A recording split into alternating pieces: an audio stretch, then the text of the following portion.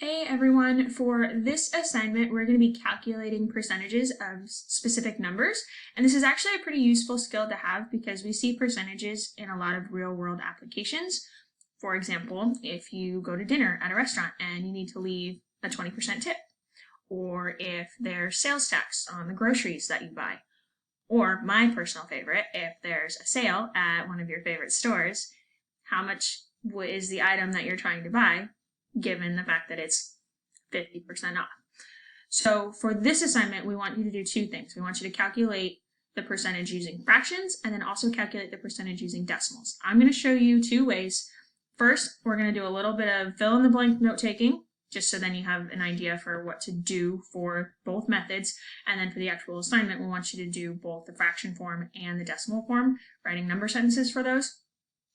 And then that way you know how to calculate the percentage of a given number. Now remember, when we are taking the percentage of a given number, whenever you see the word of in mathematics, that usually implies that we need to use multiplication in order to solve the problem. So for example, if I have 20% of 50, which is problem number 1, that means that I need to do 20% times 50. But we need to convert that percentage into either a fraction or a decimal. If you can recall from a couple of months ago when we first started learning about percentages, a percent is a special kind of fraction that always has 100 as the bottom number. Write that down. Like I mentioned before, there are two ways I'm going to show you how to calculate the percentage of a given number. First way is with fractions. Second way is with decimals. So follow along as I do number 1 with you, so then you know how to do that. You can fill in the blank as we go, and then you can use that same method to answer the other problems. So for problem number 1, we have 20% of 50, and for the first method, we're going to use fractions. So what we need to do is set our percentage as a fraction, where we have 100 as the denominator, and we have our percentage number, 20, as the numerator. So 20 is going to go on top, and 100 is going to go on the bottom. Then what we need to do is determine how to write a fraction for the number that we're taking the percentage of, and we can do that just by writing 50 over 1. That's another way of writing 50, because remember, any number divided by 1 is just that number. So I'm not changing the value of 50, I'm just writing it in fraction form. So then I can multiply, which brings me to my next step. Remember, since we're using the word of, we're taking 20% of 50. That implies that we need to multiply. I'll put my multiplication symbol there. And now I can multiply my fractions just by going straight across, numerator times numerator and denominator times denominator. So I've got 20 times 50, and that will give me 1,000. And I've got 100 times 1, which is just 100. We don't want to leave our answer in that form. Normally, we don't say 20% of 50 is 1,000 hundredths. We would actually want to say what this is. So we need to divide the numerator by the denominator. So 1,000 divided by 100. 100 goes into 1,000 10 times. So you would officially say that 20% of 50 is 10. So just to reiterate, what you need to do is multiply your two fractions and then divide the numerator by the denominator to get your answer that you want. Make sure you write that down in your notes.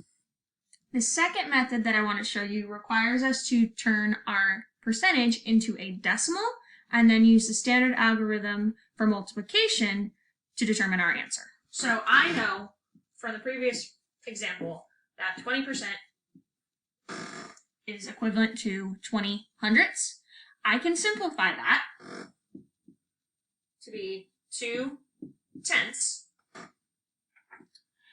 And if I'm thinking about what 2 tenths would be as a decimal, remember the tenths place is one place to the right of the decimal. So if I have decimal point right here, if I have 2 tenths, that 2 is in the tenths place. You can also write it as 20 hundredths, so the 2 is still in the tenths place and the 0 is in the hundredths place.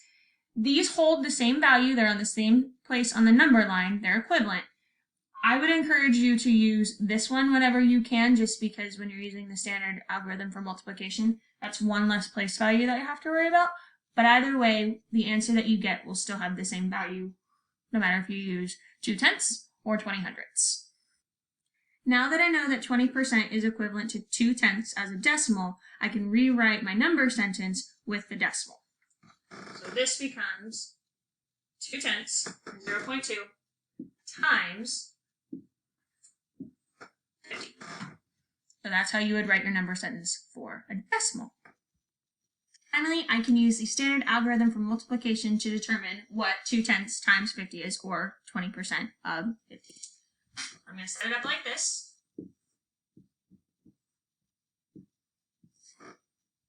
And when you're multiplying decimals, what you can do is pretend that the decimal place isn't really there. And by pretending that it's not there, what you're really doing is shifting the decimal place one place over, in this case to the right, but we don't actually need to put the decimal place there, because now that it's become 2, a whole number, it's implied that the decimal point is there, so we already know it is. And then we don't even really need this 0 in for this particular problem, because if you have a whole number, we never really write 0 in front of a whole number. So we can get rid of that 0. Now I can use the standard algorithm to determine what 50 times 2 is. So 0 times 2 is just 0, and then I have 5 times 2, which is 10. But we can't say that 20% of 50 is 100. Remember, I have to move the decimal place back one place to the right because I shifted it, or excuse me, one place to the left because I shifted it one place to the right in order to make 2/10 2. The decimal place is here right now, shifting it one place back to the left. So I know that 20% of 50, or 2/10 times 50, is going to be 10. And we got the same answer when we used our fractions, when we did 1,000 divided by 100. So either way, you'll still get 10 for your answer. It's just a different way of figuring it out. So again, for this assignment, what we want you to do is, number 1, figure out what it would be using fractions. So write a fraction for your number sentence. And then second way we want you to do it is using decimals. So write your number sentence with the percentage as a decimal. And then we want you to actually write what the answer would be below that. And we want you to do that in a complete sentence. So you would say 20% of 50 is 10. If you have any questions, please let us know. Good luck, and we look forward to seeing your work. Bye, guys.